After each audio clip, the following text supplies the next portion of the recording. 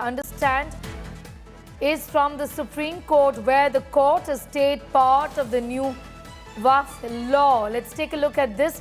Supreme Court saying the provision for 5 years Islam practice.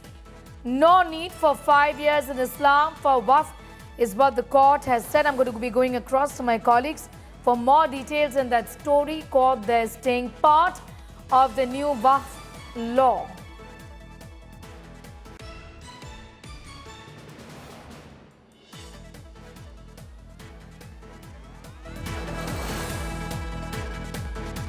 The top court was in fact discussing and were to decide on plea seeking stay on the Waqf law today.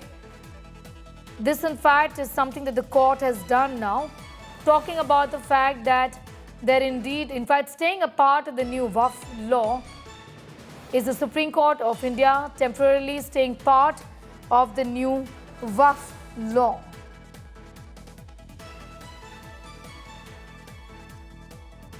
Court issuing a stay on certain sections, stay on provision requiring 5 years practice of Islam, provision for 5 years requirement stayed until rules made out by the government without mechanisms such as provision will be arbitrary.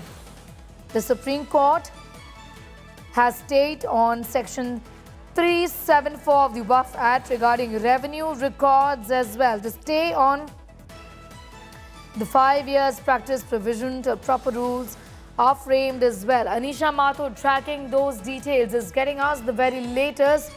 Anisha, what has the court said? Tell us more. Take us through these details. Anisha Mathur. Well, it's a very, very lengthy judgment, and the Supreme Court is still pronouncing the judgment as we speak. But the court has very clearly said that there is a stay on certain provisions of the law. It has not gone into the issue of constitutional validity of the law at this point, because that is a matter that will be heard later. What is very important is that the court has said there is nothing wrong with requiring registration of the property, and that is something, remember, that the petitioners had said that registration and the timeline should be set aside for now.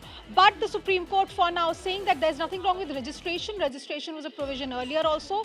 The timeline is something that the court has passed certain directions on. The directions will be clear once the detailed judgment is put online. At the moment, what we can tell you is that the court has said executive cannot be permitted to determine the rights of persons until there is finality to the finding by the designated officer, which means that the provisions under section 3 and 4 of the new Waqf Amendment Act, which had allowed any Waqf property to be denotified if there was a dispute on the ownership of that property, that has been stayed, and that was a very, very important provision. Remember, that was something that a lot of the petitioners had said, had raised objection to. In fact, the petitioners had said that this provision could potentially be used to file cases so that, or raise concerns by the government, that any revenue officer can then say that XYZ property is not a Waqf property but a government property, and will then take it over, they will denotify it.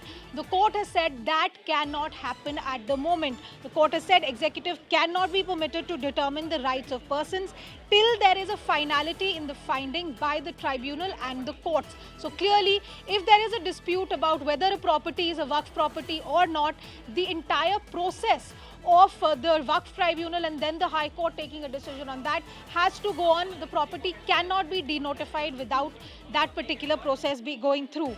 But the court has also said that till any such final decision is taken, no third-party rights will be created.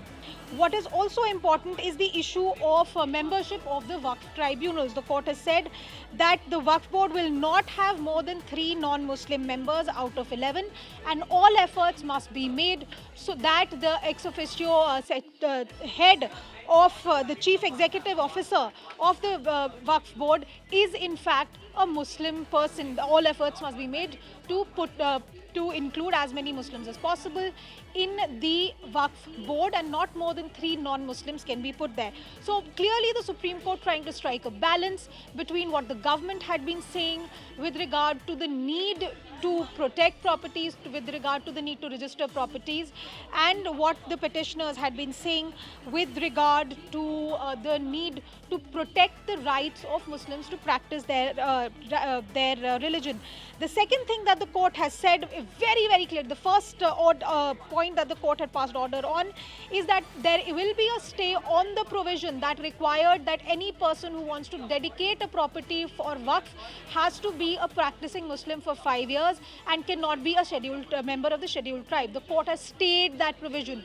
Remember, the petitioners had very clearly said that this kind of time limit, that you have to be a practicing Muslim for a certain number of years before you can dedicate a property, that goes against the right of a person to practice their own religion, and the Supreme Court has clearly agreed with that. They've said that till proper rules are framed by the government on how this registration etc. must be done, there cannot be any such implementation of this provision. So clearly the Supreme Court saying that the basic challenge to all the sections that were there, they have gone through it section by section, they've gone through it line by line, they've gone through the legislative history of the Waqf Act, and very clearly they've said that while there is a presumption of constitutional validity, they're not going into that point at the moment, but for now they have issued a stay on certain sections becoming operational. So it is a balanced verdict that the Supreme Court has tried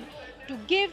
They have taken into account the concerns raised by the petitioners with regard to the right to practice religion, with regard to inclusion of non-Muslims, with regard to the potential taking away of waqf properties, and all of those. कि अभी हम जब पढ़ेंगे तो उसमें और भी चीज़ों पे हमारे सामने जाहिर होगा कि इसमें क्या क्या है इस ऑर्डर में। उस पे स्टे कर दिया गया है। और नहीं, not the complete act, certain provisions have been stayed. Non Muslim members पे ये कहा है कि उसमें आपके बोर्ड में 3 से ज़्यादा नहीं रह सकते, और उसमें सेक्शन 9 के हिसाब से 4 से ज़्यादा नहीं रह सकते नॉन मुस्लिम मेंबर्स। ओवरऑल जो आप लोग की मांग थी वो कितनी मांग है? काफ़ी हद तक बैलेंस्ड ऑर्डर है, जहाँ तक हमें लग रहा है। अभी हमें इसे डिटेल में पढ़ना पड़ेगा, तब हमें ज़्यादा बेहतर आइडिया होगा।